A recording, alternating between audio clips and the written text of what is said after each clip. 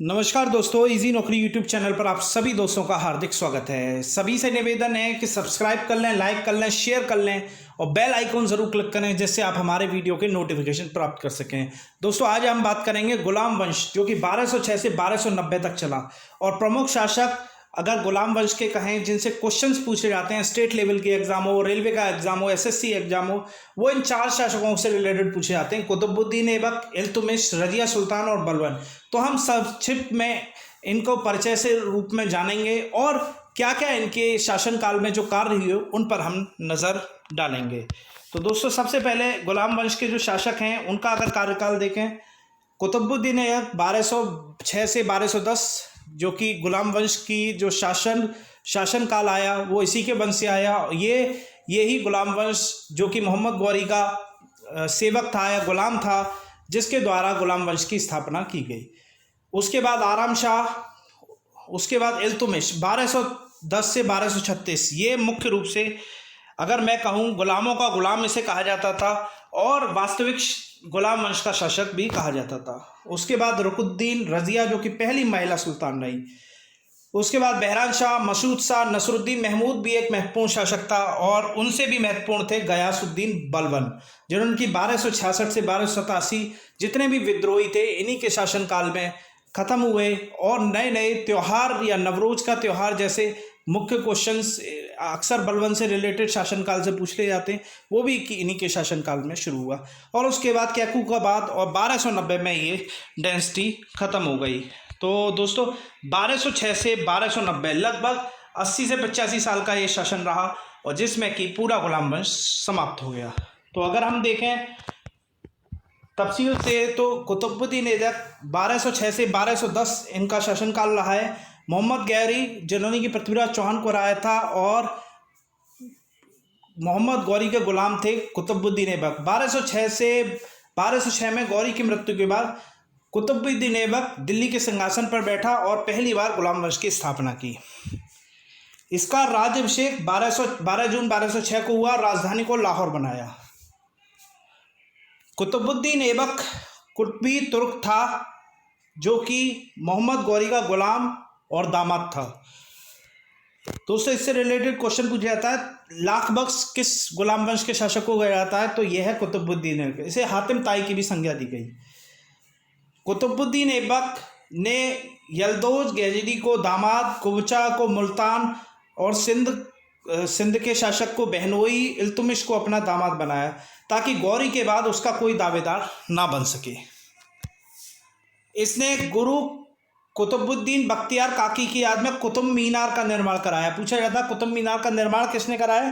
कुतुबुद्दीन ऐबक ने। पूरा किसने कराया? इल्तुतमिश ने। ठीक है, इतना ही पूछा जाएगा। इसके अलावा दिल्ली स्थित कवेट उल इस्लाम मस्जिद और अजमेर का 2.5 दिन का जो झोपड़ा है वो किसने निर्माण कराया? वो भी कुतुबुद्दीन ऐबक। कवेट उल इस्लाम मस्जिद भारत में जो पहली मस्जिद थी वो भी कुतुबुद्दीन ऐबक के द्वारा बनाई गई। तो 2-3 चीज़ें बस पढ़ लीजिए कुतुबुद्दीन ऐबक से रिलेटेड, वहीं से क्वेश्चन आएगा। और एक क्वेश्चन आरआरबी 2009 में पूछा गया था कि कैसे मृत्यु हुई? तो चागोन खेलते समय घोड़े से गिरकर इसकी मृत्यु हो गई। तो ये थे कुतुबुद्दीन ऐबक। अगला जो था, जो वास्तविक शासक था, पूछा जाता है वास्तविक शासक कौन है? तो ये कहा जाएगा इल्तुतमिश को। 1210 से 1236, यानी कि 26 साल शासनकाल रहा। ये दामाद था कुतुबुद्दीन ऐबक का और बनदायूं का राजा भी था। ठीक है, तो 1210 में यह गुलाम वंश का दूसरा शासक जो कि कुतुबुद्दीन ऐबक के बाद बना। बात करें तो इसकी राजधानी, जो कि कुतुबुद्दीन ऐबक ने लाहौर राजधानी बनाई, तो इसने वापस दिल्ली स्थानांतरित कर दी। इल्तुतमिश एक इलबरी तुर्क था जो कि कुतुबुद्दीन ऐबक का दामाद और गुलाम था। इसे गुलामों का गुलाम भी कहा जाता है। बात करें इल्तुतमिश की कार्यप्रणाली की, तो इसने इक्ता प्रथा, पूछा जाता है अक्सर, इक्ता प्रथा, शुद्ध अरबियन सिक्के चलाने का प्रथम शासक कौन था? इल्तुतमिश था। सोने चांदी के सिक्के चलाए, सिक्कों को टकाओ, सोने के सिक्कों को जीतल भी कहा जाता था। ये क्वेश्चन आता है दोस्तों, बहुत इंपॉर्टेंट है इल्तुतमिश के शासनकाल से रिलेटेड। इसको तुर्क चहलगानी का फाउंडर माना जाता है। तुर्क चहलगानी जो होता है वो 40 गुलामों का एक समूह होता है जो कि सुल्तान है उसके आसपास उसकी शासन व्यवस्था को देखते रहते थे और साई की तरह सरदार के साथ रहते थे। दिल्ली में स्थित नसरुद्दीन का मकबरा इल्तुतमिश के सुल्तान गुरई की याद में बनवाया। यह भारत में बना पहला प्रथम मकबरा था। तो दोस्तों ये भी इम्पोर्टेंट है। इल्तुतमिश पहला शासन था जिसने 1229 में बगदाद के खलीफा ने सुल्तान की वैधानिक उपाधि दी। इसकी मृत्यु 1236 में हुई। 1236 में इल्तुतमिश ने अपनी पुत्री रजिया को उत्तराधिकारी घोषित किया, लेकिन जो दूसरी पत्नी थी उन्होंने जो चालीसा सरदार थे उन्होंने रजिया को सुल्तान नहीं माना और उसकी पत्नी ने रुकनुद्दीन फिरोज को सुल्तान बना दिया, जिसे चालीसा का समर्थन प्राप्त था। सुल्तान रुकनुद्दीन फिरोज जो कि 1236 में गद्दी पर बैठा, अपनी माता शाह तुकराना के संरक्षण में सुल्तान घोषित किया गया। यह बहुत आलसी और विलासी प्रवृत्ति का था और जो लोक लेखा के जो कार्य थे उसमें इसका मन नहीं लगता था। कुछ दिनों बाद जनता विद्रोही हो गई और रजिया सुल्तान वहां पर शासक का बन गई। तो दोस्तों अब बात करें रजिया सुल्तान की। रजिया सुल्तान जो कि रुकनुद्दीन को अपराजित करने के बाद सत्ता हासिल की और जनता का इसको समर्थन प्राप्त था। पहली महिला सुल्तान जो कि रजिया सुल्तान कहा जाता है। इन्होंने पर्दा प्रथा त्याग कर पुरुषों की भांति पोशाक पहनकर दरबार में आयोजित करने लगा और मलिक याकूत को उच्च पद प्रदान किया। रजिया सुल्तान इन सब गतिविधियों में अमीर समूह जो है वो नाराज था। इसके अलावा शासनकाल में मुल्तान, बदायूं, लाहौर के सरदारों ने भी रजिया के आदेश की अवहेलना की। तत्पश्चात रजिया ने भटिंडा के गवर्नर अल्तुनिया से विवाह किया। 1240 ईस्वी में कैथल में रजिया की हत्या कर दी गई। रजिया सुल्तान ने याकूत को अमीर आखुर तथा एतगीन को अमीर हाजिब की उजाजत दी। कबीर खान को लाहौर और अल्तुनिया को आज का भटिंडा का इख्तियार भी बनाया।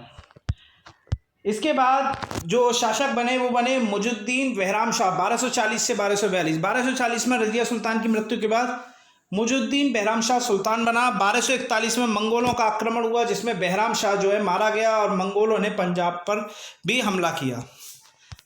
इसके बाद अलाउद्दीन मसूद शाह, बहराम शाह की मृत्यु के बाद फिरोज शाह का पुत्र मसूद शाह सिंहासन पर बैठा और मसूद शाह ने ही बलबन को अमीर हाजिब की उपाधि या प्रदान की। वैसे बलबन जो है वो इल्तुतमिश का इख्तियार था और इल्तुतमिश के लिए कार्य करता था, लेकिन धीरे धीरे वो सरदार के जो बनते गए उनके समर्थन में आना शुरू हो गया। अगला जो महत्वपूर्ण शासक जिसे हम कहें गयासुद्दीन बलबन 1265 से 1290। गयासुद्दीन दिल्ली सल्तनत का 9वां सुल्तान था। 1266 में यह सुल्तान बना। उसके शासनकाल महत्वपूर्ण शासक था, ये ध्यान रखिएगा। 40 की जो शक्ति थी वो बिल्कुल क्षीण हो गई और सुल्तान की पद जो है वो गरिमामय हो गया। बलबन सर्वाधिक महत्वपूर्ण सुल्तान था। इल्तुतमिश का दास था। इल्तुतमिश ने बलबन को खासदार नियुक्त किया। इसके बाद बलबन को हांसी का भी इख्तियार नियुक्त किया। बलबन ने नसरुद्दीन महमूद को सुल्तान बनाने में महत्वपूर्ण योगदान दिया। नसरुद्दीन को सुल्तान बनाकर बलबन में अधिकतर क्षेत्रों पर नियंत्रण हासिल किया। नसरुद्दीन महमूद ने गयासुद्दीन बलबन को उलुग खां की भी उपाधि दी। नसरुद्दीन महमूद जो की मृत्यु 1266 में हो गई। उसके बाद बलबन सुल्तान बना और बलबन के 4 पुत्र सुल्तान, महमूद, कैकुबाद, कैखुसरो, कैखाउस। बलबन का असली नाम बहाउद्दीन था और यह सुल्तान के इल्तुतमिश के बाद गुलाम वंश का दूसरा इलबरी तुर्क था। शासन बनने के बाद इसने पहले सेना का पुनर्गठन किया और सेना को दीवाने आरिज कहा जाता है। ठीक है। बलबन ने सिजदा और पैबोस प्रथा शुरुआत की। बहुत इंपॉर्टेंट है इसके जो कार्य हैं। इसने जिले इलाही और न्यायबत खुदाई की उपाधि धारण की। बलबन ने इल्तुतमिश द्वारा बनाए गए 40 दल को समाप्त किया। नसरुद्दीन ने बलबन को उलग खां की भी उपाधि दी।